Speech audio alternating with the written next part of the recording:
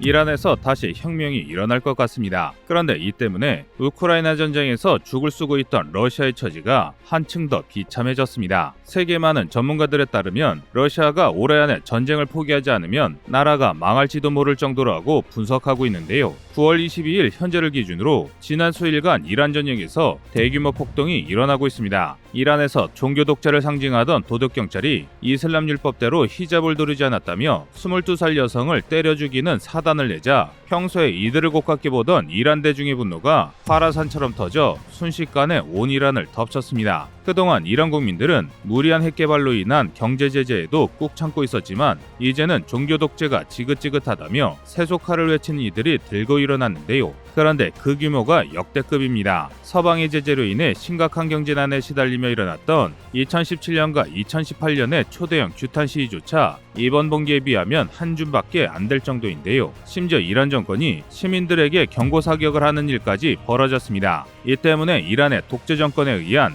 대규모 민중살이 일어날지도 모른다는 염려가 늘고 있습니다. 하지만 이런 위협에도 이란 국민들은 오히려 저항의 깃발을 높이 올리며 현 정권에 맞서고 있습니다. 특히 9월 20일에는 10살 소녀가 경찰에 의해 생을 마감하면서 종교 독재를 끝내자는 이들에게 더욱 힘이 실렸습니다. 그렇다면 이 소식이 이번 우크라이나 전쟁과 무슨 상관이냐고 생각하신 분들이 많으실 겁니다. 그런데 러시아와 이란의 관계를 생각하면 이란의 폭동이 이란의 종교 지도자 하메네이보다 더 스트레스를 받는 사람이 있습니다. 바로 러시아의 푸틴입니다. 그도 그럴 게 최근 러시아는 이란제 드론을 수입해 부족한 드론 전력을 메우고 있습니다. 서방제는 공급이 끊겼고 중국도 슬슬 발을 빼려는 모양새라 사실 이제는 믿을 수 있는 국가가 이란밖에 없는 상황인데요. 그중 가장 믿을 수 있고 나름 가격도 괜찮았던 게 이란제 드론이었습니다. 또한 결과도 상당히 좋았는데요. 우크라이나가 이란을 대대적으로 비방할 정도로 그 성능이 우수했습니다.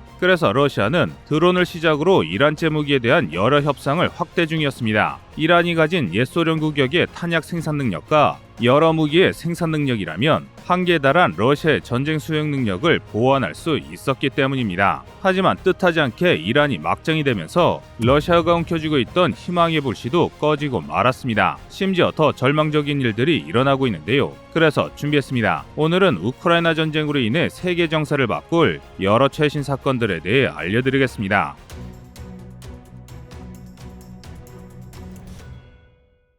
지금 우크라이나 전쟁으로 세계가 엉망입니다. 더 정확히는 러시아의 헛된 망상으로 전 세계 경제가 흔들리고 있는데요. 과거 미국에서 9월 10일 시작된 아프간 침공과 이라크 전쟁이 한창이던 2000년대 초반도 이 정도는 아니었습니다. 그도 그럴 게 테러와의 전쟁은 미국이라는 절대 강국이 나머지 패권국을 일사불란하게 조종하면서 게릴라를 소탕하는 형태의 전쟁이었습니다. 그래서 각종 테러로 세계가 어지러울지언정 국가들 사이의 관계는 정해진 틀 안에서 깔끔하게 처리됐습니다. 반면 2022년 현재 세계는 미국이 약해진 틈을 노리고 중국, 러시아, 이란, 튀르키예 같은 이류 패권국이 사방팔방을 들쑤시면서 온 세상이 개판이 됐습니다. 이로 인해 국제법은 무시됐고 온 사방에서는 침략과 학살이 벌어지고 있습니다. 이러다 세상이 어떻게 되는 게 아닌가 싶을 정도인데요. 하지만 그 어떤 나라도 러시아보다 상황이 나쁘지는 않습니다. 현재 러시아 내부 정책 결정자들의 분위기는 최악입니다. 3월까지만 하더라도 좀 손해를 보더라도 결국 이길이라는 낙관적인 이들이 많았지만 이제는 다들 승리에 대한 확신을 잃었습니다. 또 국가 간 정상회담에서 항상 남을 기다리게 하던 푸틴이 남들이 지각하는 모습을 초조하게 지켜보고 러시아가 만든 안보조약 CSTO 구성원들이 서로 물어뜯는 것을 보며 좌절 중인데요. 특히 극우 세력의 분노가 굉장히 거세졌습니다. 일례로 지난 3월 국제사회에서 퇴출당한 러시아 언론 알트뉴스에서는 이게 언론이 맞나 싶을 정도의 끔찍한 논설이 실렸습니다. 이고르 콜로모로프라는 이가 쓴 이 더러운 글에는 만에 하나라도 우리가 우크라이나에 단 한 사람조차 재통합하지 못한다면 우리는 설령 우크라이나의 모든 공장을 평탄화하고 우리 경제가 추락하고 수많은 우리의 청년들이 목숨을 잃을지라도 반드시 우크라이나를 완전히 파괴한다는 엄청난 내용의 이야기가 실렸습니다. 심지어 만약 우크라이나의 승리와 전면 핵정전 중 하나가 일어나야 한다면 핵전쟁이 더 고를만하다는 말까지 했습니다. 싸움은 자신들이 일으켜놓고 막상 질 것 같으니 같이 죽자는 심보가 정말 어이가 없습니다. 그리고 이런 정신나간 글이 국가가 운영하는 신문사설로 실렸다는 게 도저히 믿기지 않는데요. 뿐만 아니라 전쟁을 잘 이해하는 러시아 내 군사 전문가들의 분위기는 더 처참합니다. 가장 대표적인 인물이 전직 도네츠크 인민공화국의 국방장관 이고르 기르킨입니다. 그는 개전 초부터 줄곧 전시 총동원을 해야 전쟁에서 이길 수 있다고 외쳤습니다. 그래서인지 악화되는 전황을 보며 러시아 지도부를 맹비난했습니다. 잘못된 결정으로 충분히 이길 수 있던 전쟁에서 패하고 러시아를 시궁창에 처박았다는 것인데요. 특히 러시아의 국회인 국가두마의 의장 바체슬라프 볼로딘의 발언을 맹비난했습니다. 그가 비난한 볼로딘의 말은 우크라이나군은 반격 동안 워싱턴과 브뤼셀의 기대에 미치지 못하는 성과를 거뒀다. 젤렌스키는 승리를 약속했으나 결과는 서방 후원자를 실망시켰다. 그들은 젤렌스키와 함께 승리가 없을 것이라는 것을 깨달았고 패배 책임을 함께 지고 싶어하지 않는다라는 이야기입니다. 이것을 간단히 정리하면 우크라이나가 공세에 실패해서 서방이 우크라이나에 대한 지원을 포기한다는 말인데요. 즉 러시아 국회의장이 자국민들을 호도해 사태를 더 악화시켰다는 말입니다. 사실 우크라이나 전쟁에 대한 내용은 영어를 할 줄 아는 사람이면 요즘 서방 외신에서 나오는 소식과 반응을 살펴볼 수 있습니다. 하지만 이제는 무슨 행동과 말을 하든 러시아가 돌이키기에는 늦었습니다. 오로지 강력한 무력으로 유지하던 러시아 패권은 더욱 빠르게 무너지고 있습니다. 대표적인 사례가 바로 튀르키예의 팽창주의입니다. 술탄이라는 별명을 가진 튀르키예 독재자 에르도안 대통령이 문제인데요. 그가 가진 술탄이라는 별명은 과거 이슬람 세계의 군주를 뜻하는 말이기도 합니다. 그는 2016년에 있었던 튀르키예의 쿠데타 미술을 이용해 반대파 관료와 군인 수만 명을 숙청하고 철권 통치를 하면서 하는 짓이 대통령이 아니라 술탄 같다는 이유로 술탄이라 불리게 됐습니다. 그런데 에르도안은 정권의 힘이 강해지면 강해질수록 민주국가의 대통령이라면 쉽게 결정할 수 없는 극단적인 선택을 연달아 하고 있는데요. 그 결과 튀르키예의 대외 정책을 굉장히 공격적이고 팽창적인 형태로 바꾸었습니다. 그 증거로 튀르키예는 요즘 적극적으로 러시아의 동맹을 공격 중입니다. 일례로 튀르키예군을 움직여 시리아 북부의 크루드족을 쫓아내겠다고 설치고 있는데요. 이 때문에 중동에서 러시아와 가장 가까운 시리아의 아사드 정권이 심각한 위기에 빠졌습니다. 또 튀르키예의 정치인과 외교관이 러시아가 보호를 약속했던 아르메니아에게 아제르바이잔의 요구를 수용하라며 공공연히 아르메니아를 협박하고 있습니다. 그런데 이 모든 행동이 러시아에 대한 도전입니다. 즉 중동에서 러시아가 꿰차고 있던 패권국의 자리를 튀르키예가 가져가겠다는 뜻이기 때문입니다. 하지만 러시아는 우크라이나에 모든 전력을 쏟아붓느라 튀르키예의 도발에 제대로 맞서지도 못했습니다. 그나마 중동에서는 러시아와 이익이 일치하는 이란이 시아파 종주국을 자처하며 튀르키예를 군사적으로 견제하고 있었는데요. 하지만 이는 달리 말해 이번 소유 사태로 이란에서 내전이나 혁명이 일어난다면 더 이상 튀르키예를 막을 나라가 없다는 뜻입니다. 당연히 중동에서 러시아가 쥐고 있던 이권 역시 사라질 게 불보듯 뻔한데요. 그래서 연이은 참패로 침울하던 러시아가 이제는 아예 초상집 분위기입니다. 그런데 러시아의 불행은 아직 끝이 아닙니다. 러시아에게 더 끔찍한 일이 남아 있습니다. 바로 미국의 등장입니다. 사실 지금 중동과 카프카스에서 벌어지는 분쟁들은 미국이 개입하면 순식간에 정리될 문제입니다. 잘난 데 설치는 튀르키예도 미국이 진심으로 경고한다면 군을 물릴 수밖에 없으며 아제르바이잔 역시 아르메니아에게 막무가내식 요구를 할 수 없습니다.